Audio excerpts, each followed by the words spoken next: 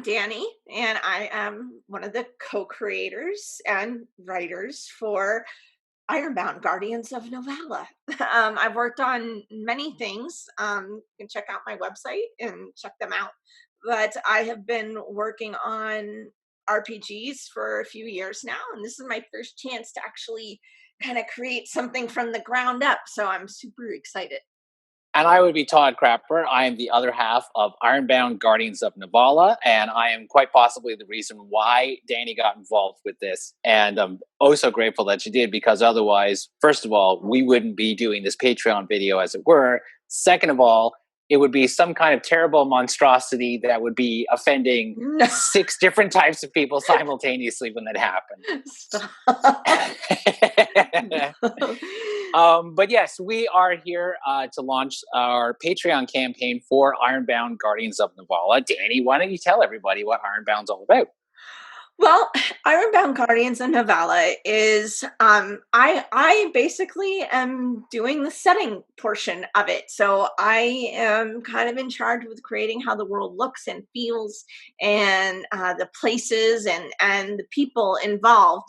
And I got involved in this project because Todd one day asked, "Hey, does anybody know anything about Wicca, or do I have any Wiccans or pagans on my timeline?" And I was like, "Yes, what do you need to know?"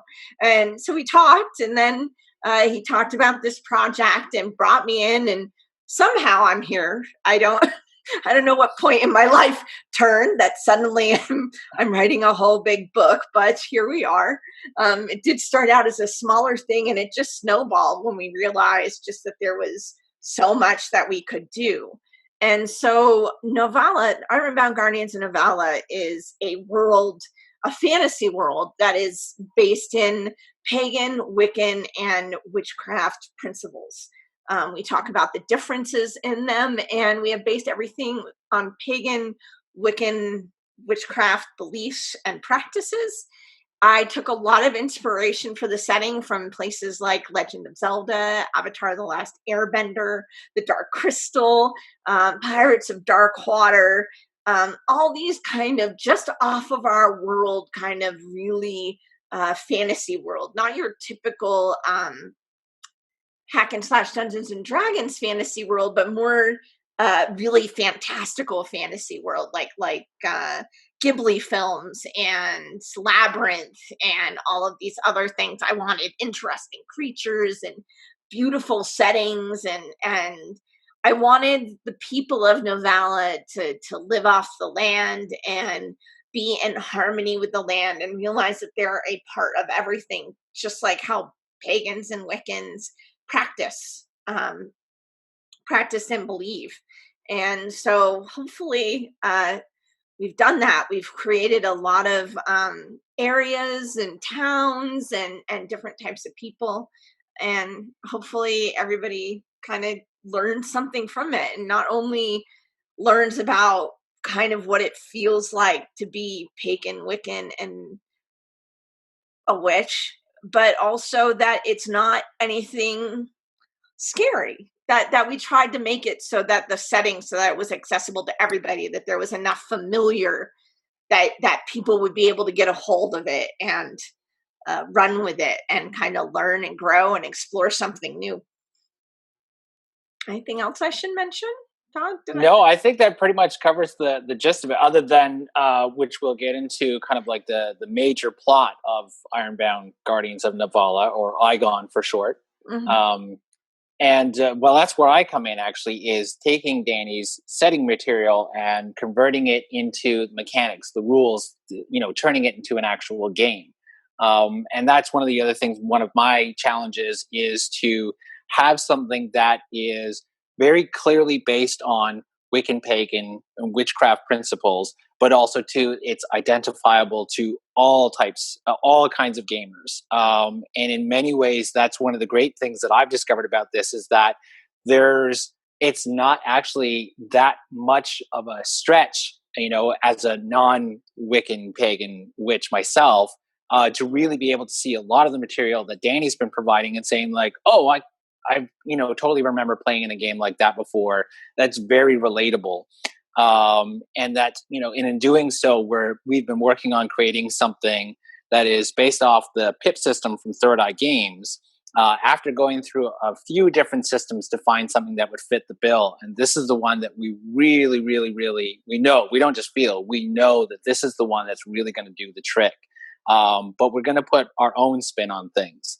Whereas with the PIP system is very much a skill-based system, we want to be able to have characters' motivations and their fears, and other factors that they have kind of assembled along the travels to bring with them into the dice rolls. Even to how spells and rituals are going to work is something where it's going to be very fluid, very free forming. And that's something that the PIP system is able to give to us. So while Danny's working on actually creating the world, my job is to translate it to our world that works in a gaming form for a tabletop role playing game. And so together for about the last definitely year, possibly even a year and a half, Danny Oh, and I have wow. been working on. Yeah, I know. Well, from that initial discussion to now, I figured it's got to be coming up on the year and a half method. Gotta be. Um, so what we're looking to do with the Patreon, however, is the one major obstacle that we've been running into is art is a definite issue. What we're looking for is not incredibly specific, but at the same time, too, there are certain details we want to get across. We want to have fantasy warriors that don't look like your hack and slash warriors. This is a very organic setting where I like to look at these as fantasy characters with a purpose. They're not dungeon crawling. They are out to try and actually save their world from an invading group that's known as the Apothecary. And even then, too, it's not warships come up on the beach. Actually, Danny, why don't you get into just very quickly the whole premise behind Igon? Oh yeah.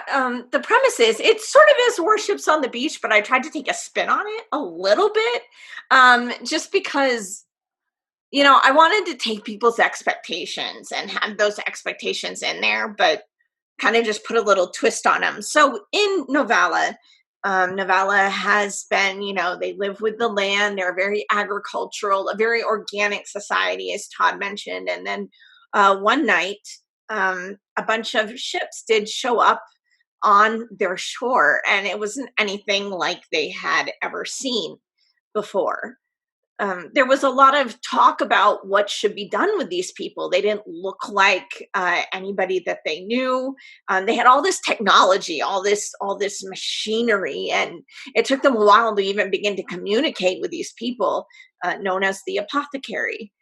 And it got settled eventually that the apothecary would stay there. They came across that they were refugees from their land. Something terrible had happened to where they were from, and they were trying to find a new place for their people where they could live. And so the Navalans opened their arms, some reluctantly, some not. There was a debate about it, but eventually the apothecary started settlements. They started, kind of living on Novala. But then eventually something started happening to the land. It started a weird, strange disease known as the blight started to infect the plants and the animals, and then eventually even some of the Novalans, and they didn't know what was going on. The world of Novala is cut across by magical lines of energy known as ley lines. This may be familiar to some who are familiar with, supernatural concepts and that sort of thing. Ley lines are basically lines of energy that you can't see and only under certain circumstances, but they cut across the world, and they are fonts of magical energy. And these ley lines, these fonts of energy, are part of the ecosystem, not just the magical ecosystem, but a part of the ecosystem of Novala itself. And where they cross are nexus points, which are huge fonts of power that the Novalans use for their pagan practices and their spells and their rituals.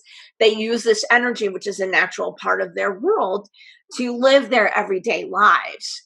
And what they realize is that these ley lines have become ill and they've become sick. And it eventually becomes discovered. You can read all the details in the book, of course, but it eventually becomes discovered that the apothecary using their machines have been taking energy and corrupting the energy of Novala for their own uses.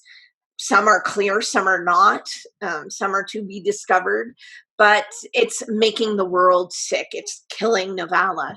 And so the Ironbound, which are the main players, which you will become when you play Ironbound Guardians of Novala, the Ironbound are special witches, are witches, Novalans, pagans who have taken on the responsibility of coming together as covens and create a special connection with Novala that allows them to fight against the apothecary and save their world.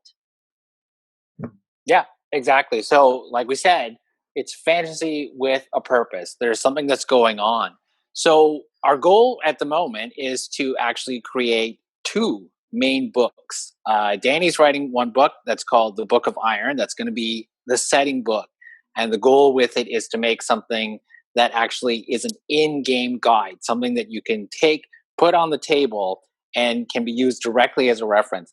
Anyone who is an Earth Dawn fan will know exactly what we're talking about here. Super excited about that. Can I just tell you how super excited? You can just put it on the table and it is going to be all in character. It's going to be all in, and you can just use it. You can just read it like you're a Novalan, reading this book. And it's going to be super. I'm super excited about that portion of Yeah, it. so am I actually, especially too, because it's going to be our goal is to make something that is really helpful in demonstrating what the setting is like in the visual appearance and how things are written and everything else like that. And then the one that I'm working on is the what would be the traditional core rulebook for a game called the Book of Resistance, and that's basically how to play the game, make the characters, and everything else like that. Everything that you need to get going.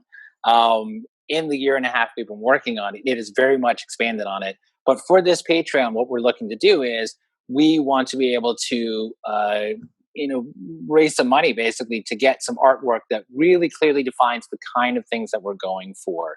And in doing so, we have no choice but to give you exclusive access to the content that we've been working on, until such time as we are ready to go public with it. So, for our patrons, you get to have a firsthand look at what we are doing for what we call the harvest phase of Ironbound Guardians of Novala. There is what we call the prequel phase that's currently going on through the Pip Worlds program from Third Eye Games. You can find out more about that below. I'm going to point down because I'm going to assume it's going to be down below. And so what we want to do, this is a chance for you to be able to not only get a look at what we're working on, but to also to be able to participate, be able to provide us some feedback, even start, play testing some of the early material yourself, and even to being able to contribute to art. So some of our higher level patrons will be able to actually choose an art piece and, completely on their own. And everyone else will have an opportunity to vote. As funds become available and we're ready to do a piece, we'll basically come up with 3 or 4 possibilities and our patrons get to vote on it. So everything you need to know is in the details of this Patreon page. If you ever have any questions, there are methods in which you can reach out to us. And we look forward to showing you almost everything we have on the table, right? Because we have a couple of little Almost. surprises. A couple of little surprises.